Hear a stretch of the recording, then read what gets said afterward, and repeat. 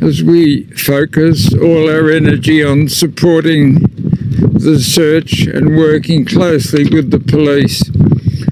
We are deeply distressed and ask that the media please refrain from contacting us directly. Yeah, we're into about 64 hours of the search effort. The search is continuing. We have got a number of boots on the ground. We've got water operations unit, all those resources mounted. So we are actively searching through the property in the hopes of finding. The landscape here is vast and seemingly infinite. A quiet, sprawling region where the passage of time feels slowed and a solitary voice can be lost to the wind. A 4-year-old boy, Gus Lamont, went missing from his family's isolated property in South Australia. There were no footprints, no discarded clothing, and no indication of a struggle. He had simply He was last observed playing near a mound of earth. A mere half-hour later, when his grandmother called for him, there was no reply, a silence that has persisted ever since. Could this have been a dreadful accident within the merciless wilderness? Or did an event occur within the private confines of the home that the family has not disclosed? This narrative extends beyond a child's disappearance. It is the story of a family that was fractured long before that fateful day.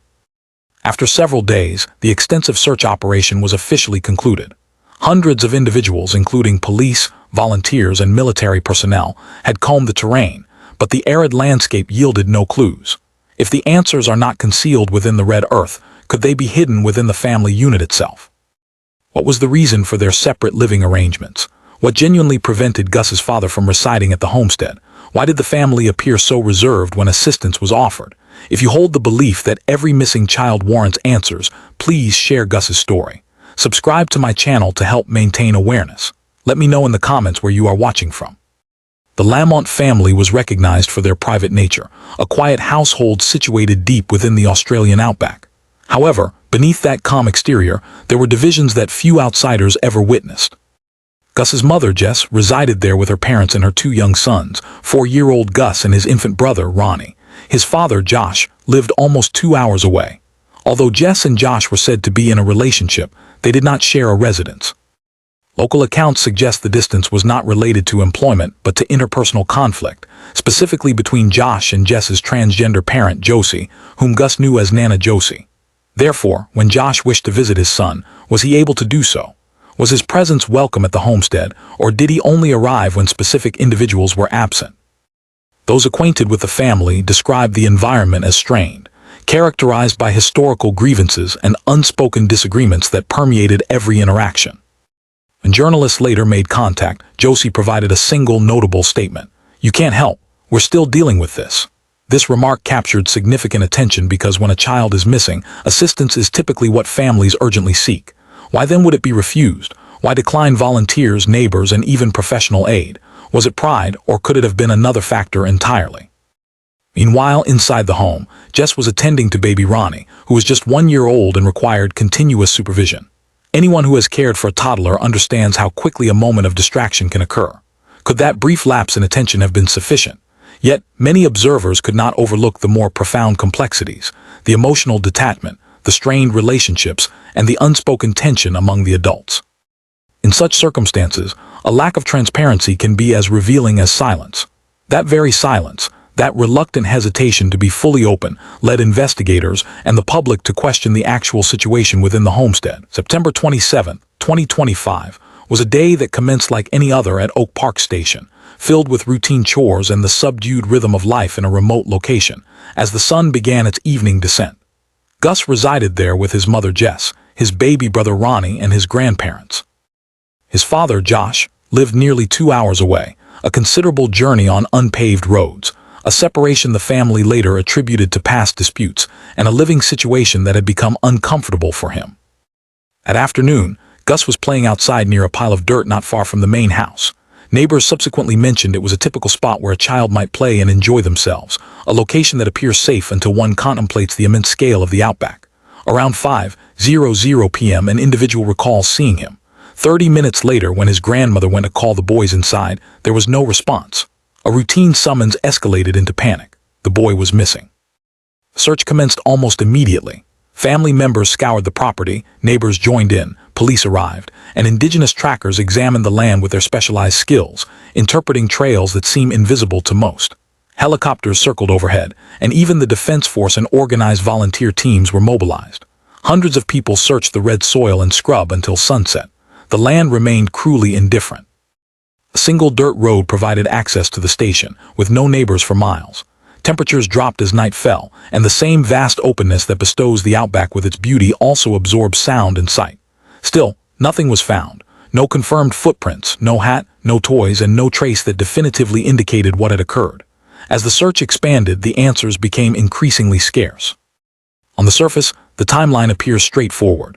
A child playing, a call that went unanswered, and a subsequent search. However, simple sequences can conceal complex realities. There were minor discrepancies in witness testimonies.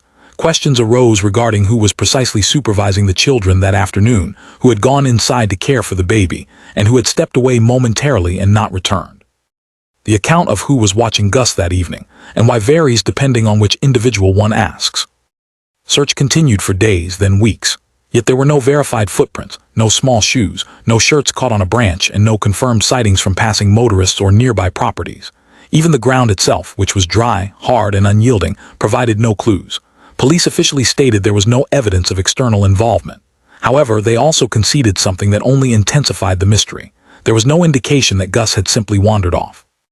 This left everyone, family, searchers, and the public, stuck between two perplexing possibilities. If Gus did not walk away on his own and no one took him, then what transpired? One hypothesis, known as the wilderness theory, proposed he became lost somewhere in the outback. The terrain there can become perilous within hours, with sharp temperature declines, venomous wildlife, and scarce water sources. For a small child alone in that environment, the chances of survival would have been exceedingly low. Then emerged the wildlife theory. The region contains its dangers, such as dingoes, snakes, and wild boars. Yet again, police discovered nothing. No signs of an altercation, no drag marks, no disturbed soil. It was as if the earth had entirely consumed him. And there was the third possibility, the one people whispered but seldom voiced aloud. The third-party theory. Was Gus taken? Could someone connected to the family have concealed information, or an individual? Investigators approached this notion with caution. While there was no physical evidence indicating an abduction, certain inconsistencies in the narrative began to raise questions. Who was the final person to actually see Gus? Why did some family statements conflict with others?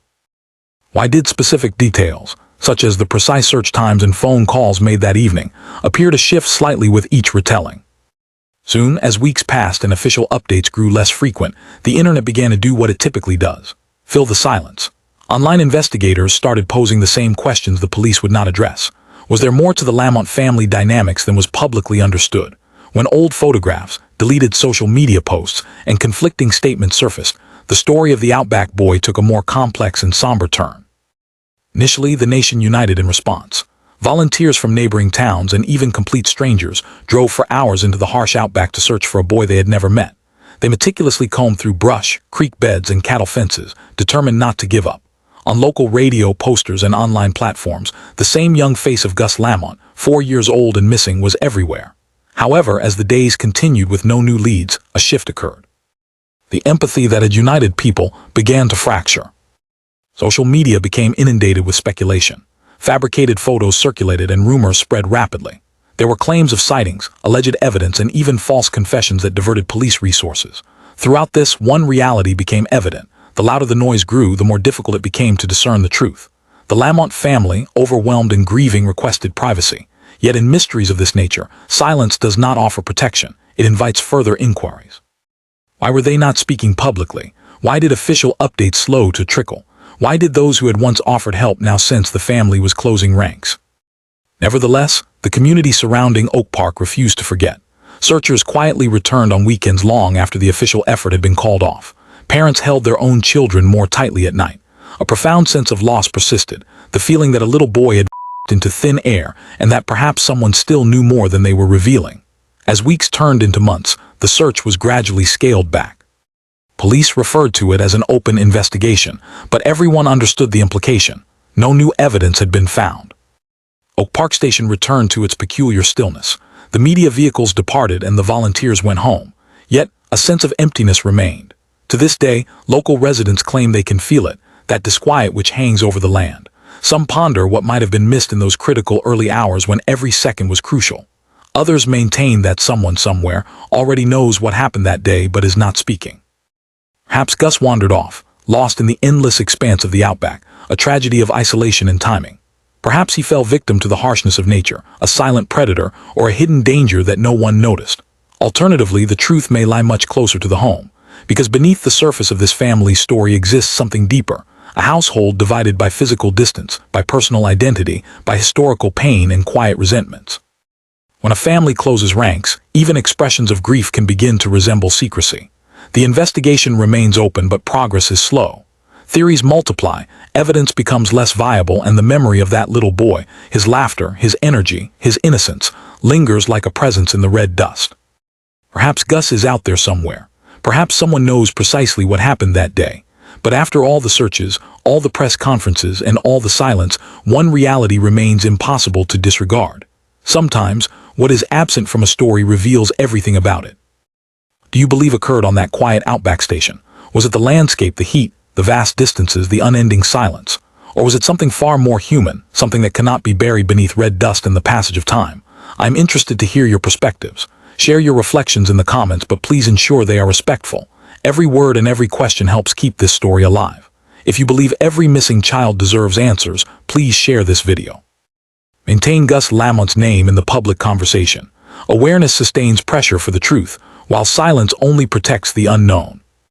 Next week we will examine another case, one where answers may be closer to home than anyone initially realized, because every silence carries an echo, and sometimes that echo leads directly to the truth.